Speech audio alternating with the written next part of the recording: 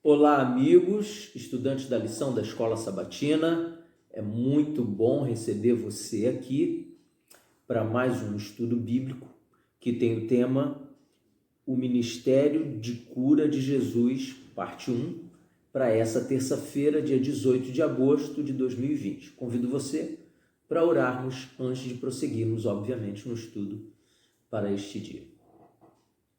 Senhor Deus, agradecidos pela vida, pela relativa saúde, pedimos a tua orientação para compreendermos o texto para nós nesse dia. Em Jesus oramos. Amém. Muito bem. O Ministério de Cura de Jesus é um assunto que foi dividido pelo autor essa semana em duas partes. A primeira parte, hoje, terça-feira, ela mostra que nós somos instrumentos para melhorarmos a vida das pessoas.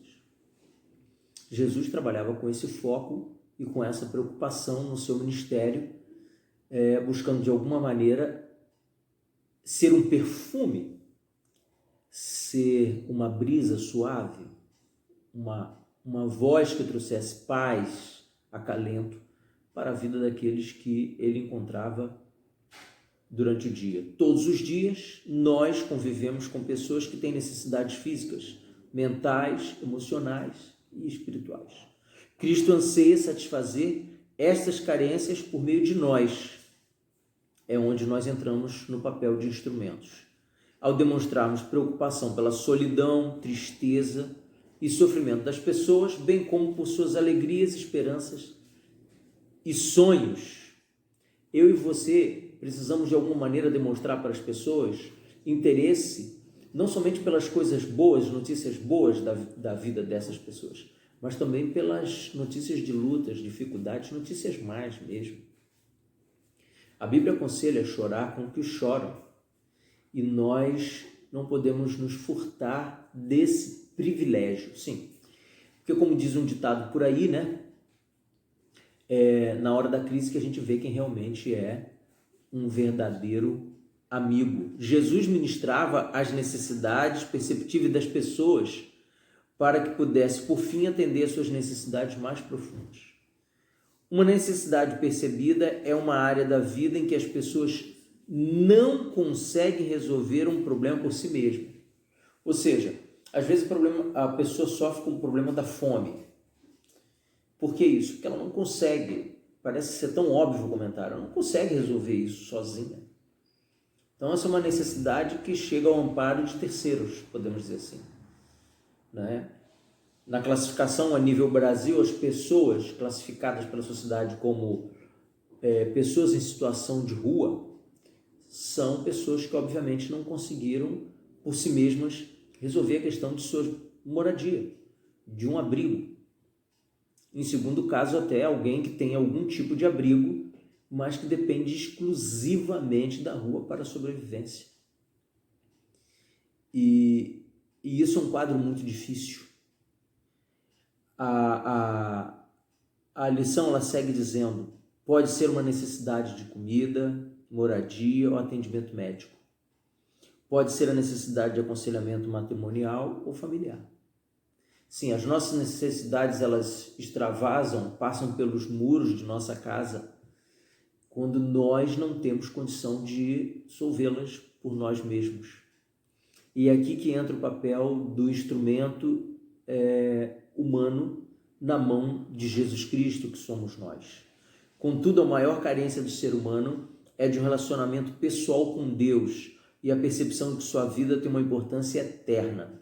A reconciliação com o Criador neste mundo destruído é nossa necessidade suprema. Eu gostaria de dividir com você aqui um apelo para observarmos que as pessoas desse mundo, na atual situação que vivemos, agosto de 2020, pandemia mundial, etc., fora uma série de outras questões já crônicas, fome para milhões de pessoas no mundo, falta de moradia para milhões de pessoas no mundo, refugiados políticos, refugiados ambientais, refugiados de toda sorte de origem e de motivo, milhões e milhões de pessoas deslocadas, desabrigadas, desalojadas, e isso parece já fazer parte do quadro. Muitos de nós nem nos ocupamos em ler sequer alguma coisa sobre esse tipo de coisa.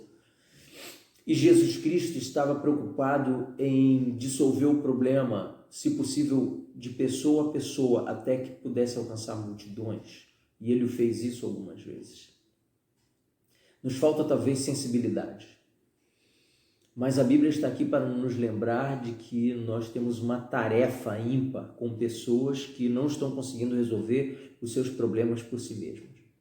2 textos da Bíblia o autor usou para nos trazer o pensamento a respeito da atitude de Jesus de resolver necessidades não espirituais de pessoas, mas que no fundo, pela tradição da sociedade judaica, as pessoas que sofriam com algum mal físico porque de alguma maneira haviam cometido um pecado. Isso é uma tradição, tá, gente?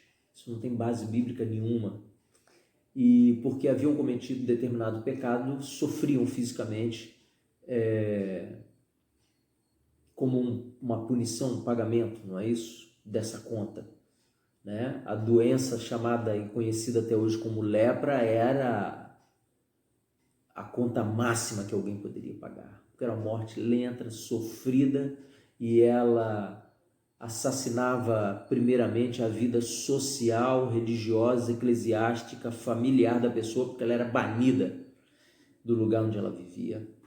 Então os 2 textos que nós temos para hoje, Mateus 9, de 1 a 7 e Marcos 5, de 25 a 34, o primeiro texto fala de um paralítico que Jesus cura.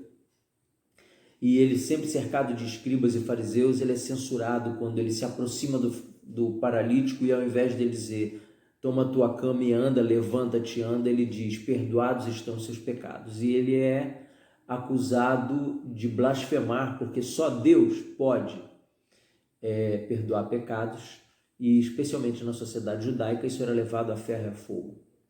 Então Jesus, percebendo que havia ali um descontentamento, ele diz: bom, se vocês preferem que eu diga de outra forma, eu vou dizer: levanta-te e anda, toma tua cama e vai para casa, qualquer coisa dessa natureza.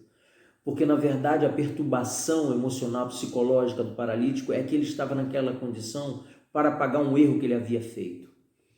E muitas pessoas, inclusive, faziam uma extensão da confusão disso aí, porque algumas pessoas nasciam paralíticas, nasciam com problemas de saúde. E eram levadas a crer que eram culpadas daquilo. No caso do texto de Marcos 5, 25 a 34, você tem a história da mulher com fluxo de sangue, e ela, exercitando tamanha fé em Jesus Cristo, ela diz para si mesma: se eu tão somente tocar nele, vou ficar curada, e acontece isso. E Jesus diz aos seus discípulos: olha, em Israel não encontrei uma fé desse tamanho. Um exemplo extraordinário de entrega a Jesus. Comentário bíblico a respeito desses 2 episódios, se podemos unificá-los na questão da saúde espiritual e a saúde física, podemos entender o seguinte: a opinião judaica era que as enfermidades tinham como motivo algum pecado cometido, a fim de que os observadores e oponentes de Jesus acreditassem que ele tinha autoridade para perdoar pecados. O ato da cura precisou seguir o pronunciamento do perdão. Então vejam bem, que situação crítica para Jesus, o Filho de Deus, precisando dar satisfação a homens pecadores, agarrados a tradições humanas, que não tinha nenhum poder para libertar, muito pelo contrário, tornava a religião judaica um fardo. Mas Jesus não se abatia com isso e seguia curando e curando. Aqui eu vou ler para você o comentário a respeito desse dia de estudo, que fala sobre a intervenção divina de Jesus Cristo, o homem, em relação à vida de pessoas que precisavam de socorro. Tá bom? Eu vou citar aqui para você 5 casos. Considere no Evangelho de João, no capítulo 2, na festa do casamento de Caná da Galileia, quando Jesus transforma a água em vinho, evitando que o anfitrião passasse um constrangimento, uma vergonha pública, porque faltou vinho. Era considerado um desrespeito com os convidados se faltasse o alimento para a festa. Leia-se que algumas festas dessas duravam uma semana, um desafio para manter a coisa funcionando. E Jesus socorre o homem Inclusive o mestre Sala, segundo o texto, diz que o vinho era melhor de todos. Segundo ponto, em João 3, Jesus satisfez a mais profunda fome de Nicodemos por uma fé autêntica. Aqui Jesus sai do milagre coletivo, onde ninguém é atingido de forma pessoal e direta, o anfitrião é beneficiado, e agora ele está tratando com um mestre da lei, com um professor, com um pós-doc, como nós podemos dizer na nossa cultura. Nicodemos sabia tudo e mais alguma coisa da lei, mas estava perturbado porque não compreendia o ministério de Jesus Cristo. E Jesus coloca o coração de Nicodemos em paz. Terceiro evento, no capítulo 4 de João, Jesus tratou a mulher samaritana com dignidade e respeito, atendendo à sua necessidade emocional de ter senso de valor próprio. Jesus a tratou como um ser humano digno, o que ela não recebia de ninguém. No quarto evento, em João 5, Jesus atendeu as necessidades físicas na cura miraculosa de um homem doente que havia ficado deitado junto a um tanque de águas supostamente terapêuticas por 38 anos. Jesus vai lá e coloca o homem andando. E o último evento, no capítulo 6 de João, quando Jesus partiu o pão, alimentou 5.000 pessoas famintas, a multidão queria proclamá-lo rei. Sim, veja, até aqui Jesus não está falando, exceto um pouco o caso de Nicodemos, de nenhum assunto religioso, espiritual. Mas ele está resolvendo as carências das pessoas e, através disso, atraindo a atenção e a amizade delas para si, e aí ele apresentava o reino de Deus. Voltando ao texto da lição, o ministério de cura de Cristo incluía muito mais que a cura física e emocional. Ele ansiava que as pessoas voltassem a experimentar a plenitude que havia sido destruída pelo pecado. E aqui me chamou a atenção uma frase na lição que diz assim: para Cristo a cura física sem a cura espiritual, ela era incompleta. Então não adiantava Jesus Cristo tão somente ressuscitar uma pessoa que foi abraçada pela morte, mas essa pessoa de alguma maneira precisava ter consciência de que o plano de Deus, o Pai, era tê-lo um dia no céu, a partir da segunda vinda de Jesus a essa terra. Afinal, todos os que Jesus curou acabaram morrendo depois. Portanto, a necessidade real deles, acima de tudo, era uma realidade, era uma necessidade espiritual. O reino de Jesus não é desse mundo. Ele estava aqui apresentando o caráter imaculado de Deus o Pai, que foi acusado por Lúcifer, e preparando um povo, um rebanho, para viver ao lado de Deus nos céus, onde por eternidade e eternidade, embora haverão lá bilhões de pessoas, nenhuma dessas, tendo livre-arbítrio, escolherá o pecado novamente. Essa é uma prova de que o amor de Jesus Cristo nos constrangerá diariamente a escolhermos o acerto e jamais o erro. Eu vou encerrando por aqui, agradecido a Deus e a você porque podemos estudar juntos e te esperando para um novo estudo, ou seja, o Ministério da Cura de Jesus, a segunda parte, amanhã, para seguirmos crescendo em graça e em Jesus Cristo. Deus te abençoe. Fica na paz de Jesus. Amém.